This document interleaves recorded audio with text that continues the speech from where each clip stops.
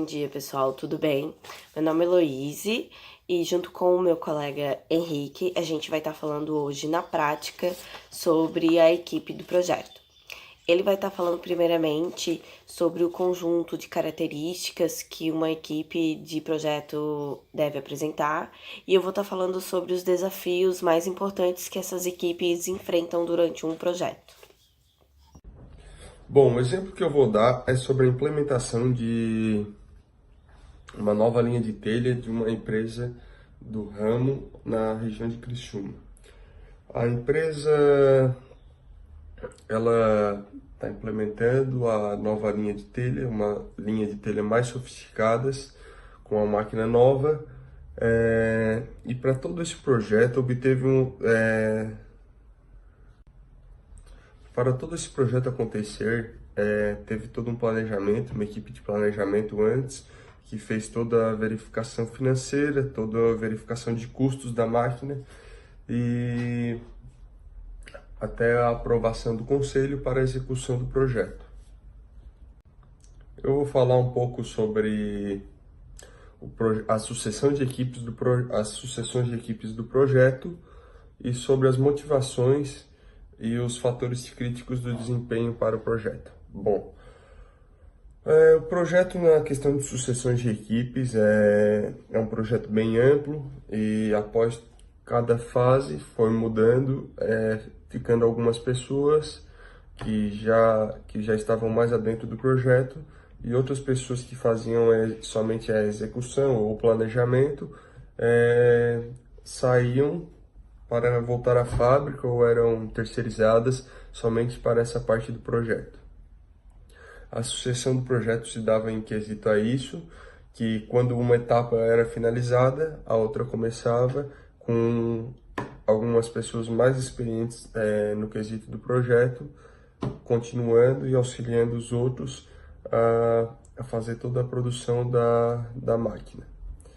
Bom, em questão aos fatores críticos de desempenho, eu gostaria de falar da confiança da equipe, que é um projeto que tende a dar certo e depois que der certo vai ser bom para todo mundo, não só para a empresa, mas sim como os funcionários.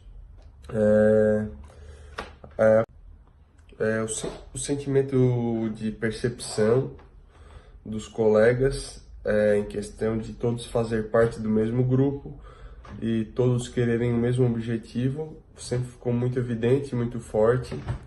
E também o desafio e a motivação oferecido pelo projeto para todos, que é uma máquina bem complexa e todos estão trabalhando em questão de serem motivados para um resultado melhor para a empresa, tanto quanto para os funcionários não só envolvidos no projeto, mas em geral que trabalham na empresa.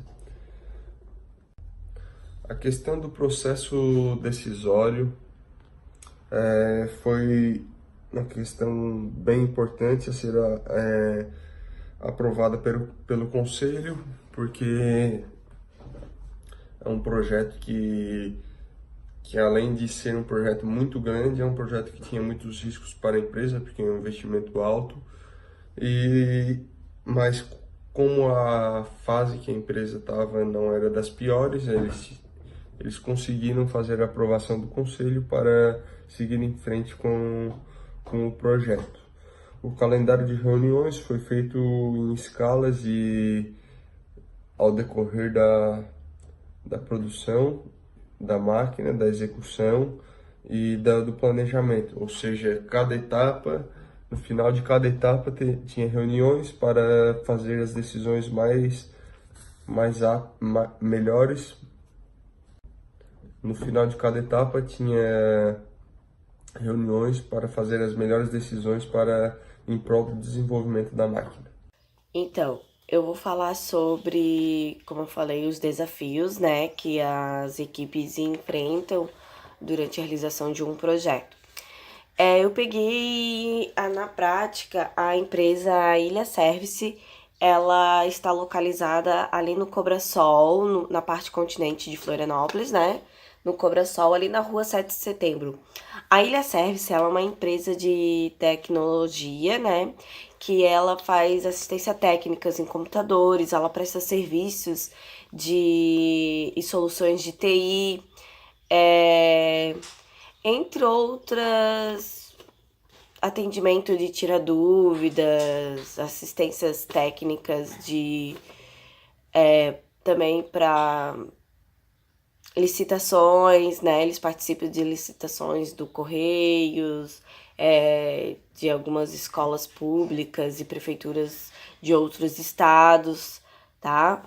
E eu trabalhei lá em 2013, 2014 até 2015.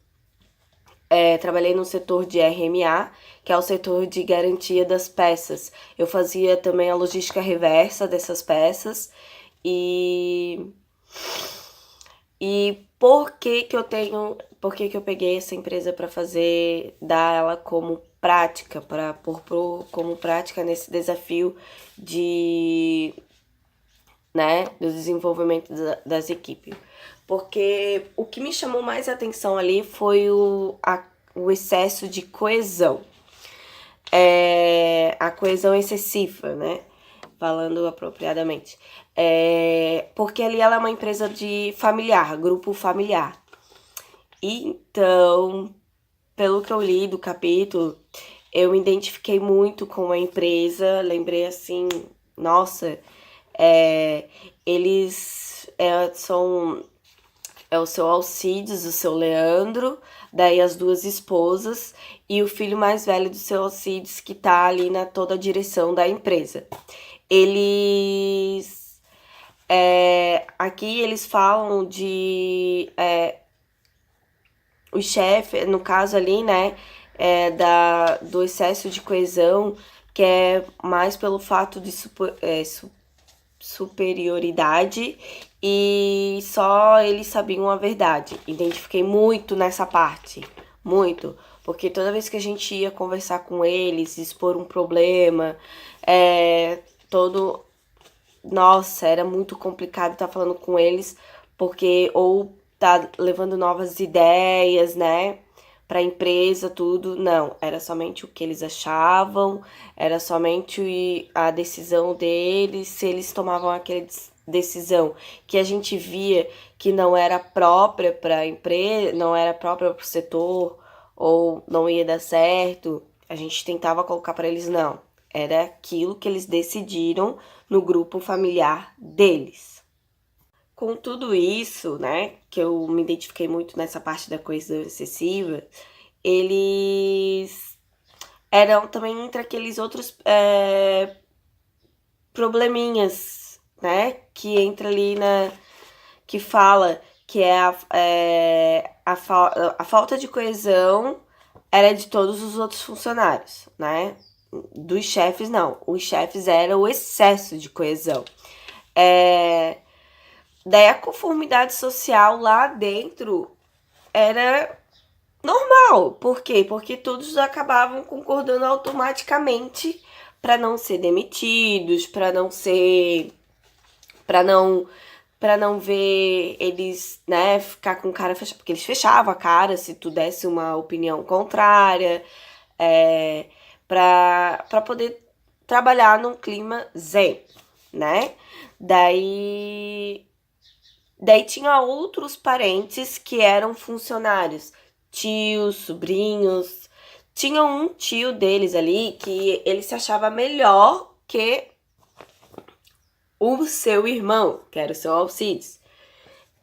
Não vou lembrar o nome dele, porque eu trabalhei com ele trabalhou pouco tempo comigo, porque eu acabei fazendo uma reclamação para ele no RH. Gente, ele se achava melhor que o seu Alcides, ele se achava melhor que todos, ele era o certo, e só, tipo assim, além do pretorianismo, que se chama essa parte de se achar melhor que os chefes, ele também tinha aquele pensamento, um pensamento grupal, no caso individual, né? Vamos dizer assim, ó, só ele decidia as coisas, né? A desorganização lá dentro era total, não tinha uma organização concreta dos afazeres. Toda vez que tinha uma grande troca de funcionários, então era bem complicado. Sempre tinha entradas de funcionários novos, eu esqueci a palavra agora. Então eles eram bem desorganizados, os funcionários trabalhavam conforme aprendiam como era o que teria que fazer, mas eles trabalhavam conforme achavam melhor para eles trabalhar. Então, e a falta de comunicação também. 2 chefes com os funcionários, né? Eles não têm uma... Assim, as reuniões deles eram bem privadas, eles só traziam o que eles traziam da decisão, só colocar só, foi decidido isso e tal. Não tinha só o que vocês acham, não tinha nada assim, todo o conjunto com a equipe, tá? Com o pessoal que trabalhava lá. Então, assim, e eles entram, o grupo familiar deles ali, entram no pensamento grupal deles, né? Que as decisões eram só tomadas entre eles e membros da família. Se tivesse gerente de um setor, até eles ouviam, mas eles tomavam decisões, assim, sobre suposições, né? Que eu acho que já entra ali no paradoxo de Abilene. Então, eles não tinham, assim, muita comunicação, né? E tomavam aquelas decisões sobre posições do que eles viam do trabalho dos gerentes. Quase não tinha muita comunicação, o que pouco foi conversado com os gerentes. Então, ali, eu me identifiquei muito com essa empresa, porque eles falavam, todo mundo concordava, mesmo que tivesse opinião contrária. E era assim, e por a cultura dos chefes serem trabalhar desse jeito, acabava que os superiores dos setores da empresa acabavam tomando as mesmas atitudes.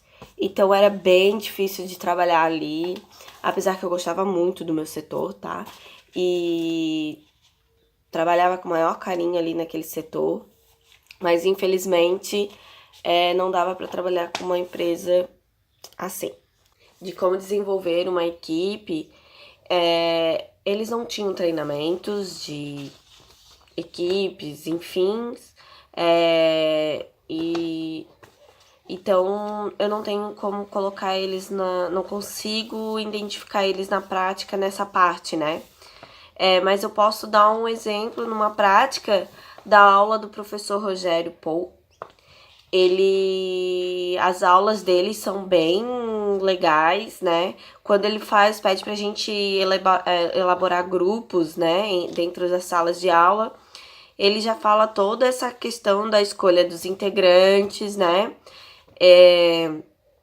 Ele fala sobre a criação da identidade de um grupo, que não fala especificamente, mas pelo que eu li do capítulo, eu tô entendendo isso da aula dele.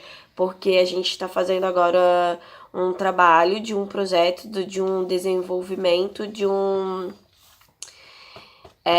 novo projeto, vamos dizer assim, né? No caso, eu e o meu grupo, a gente está falando sobre a lavagem da reciclagem, né? Como que a gente pode facilitar isso para o pessoal em casa que recicla, porque tem gente que quer reciclar, mas não quer lavar, né? Então tem toda essa abertura, assim, ó, o clima de abertura ali, né? Eu coloco mais isso na prática. Eu vejo essa parte da aula dele como na prática. E é isso aí, pessoal. Espero que tenham gostado e obrigada.